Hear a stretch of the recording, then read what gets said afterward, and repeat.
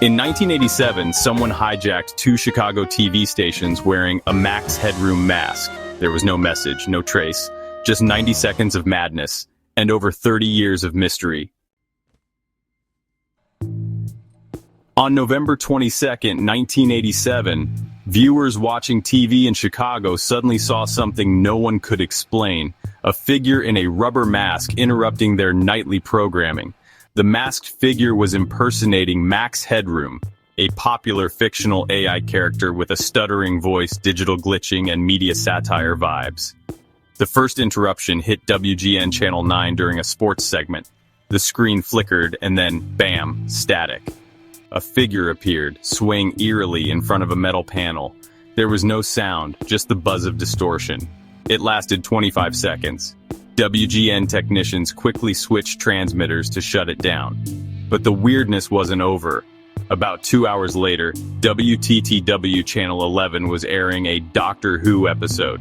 That's when things got much stranger and much more disturbing. This second hijack lasted nearly 90 seconds. The Max Headroom figure returned, now talking in garbled audio and delivering a chaotic, uncomfortable performance. He moaned, laughed, mocked TV stations, referred to nerds, quoted commercials, then dropped his pants and got spanked with a fly swatter on camera. The setting was crude, the background wobbled, mimicking Max Headroom's signature glitch walls. The lighting was harsh, the tone, creepy and unstable. WTTW had no engineers on duty to stop it. The entire thing aired. Viewers sat frozen, some confused, some horrified, all completely unprepared. The Federal Communications Commission launched a full investigation.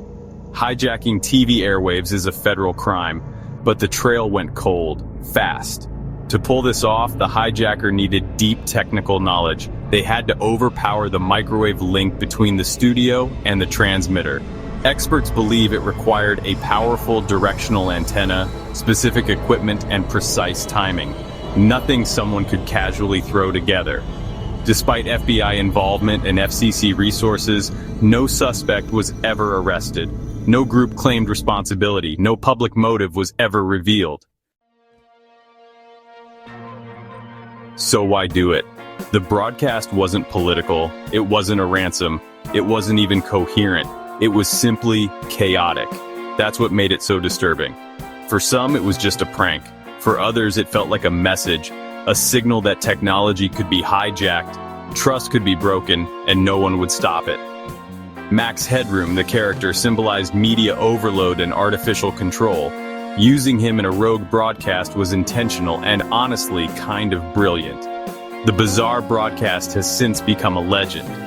It's been the subject of documentaries, internet theories, and pop culture references for decades. Despite thousands of online sleuths and speculation, not one piece of hard evidence has ever surfaced, just rumors and rabbit holes. Some say it was a group of rogue engineers. Others believe it was an inside job. A few even whisper it was a dry run for psychological warfare. The production was both low budget and effective. A janky camera, a garage setting, yet the message, if there was one, was unforgettable. Many viewers at the time reported feeling uneasy, not because of what was said, but because it made no sense. It was nonsense that felt intentional. The lack of meaning is what gave it power.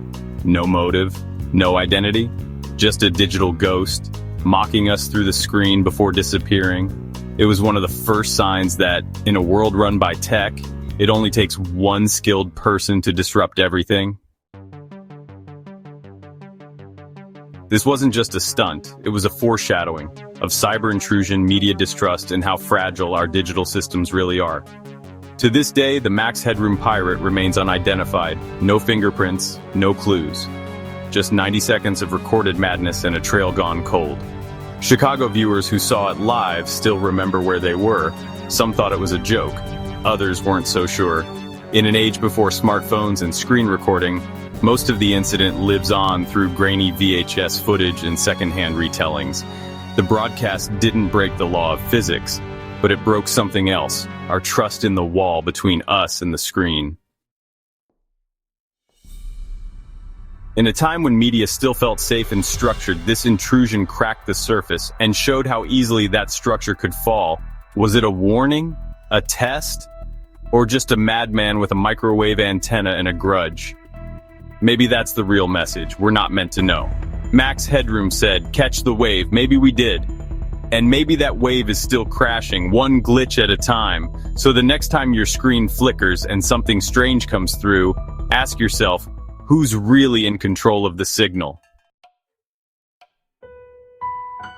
The Max Headroom pirate was never found, but his message lingers.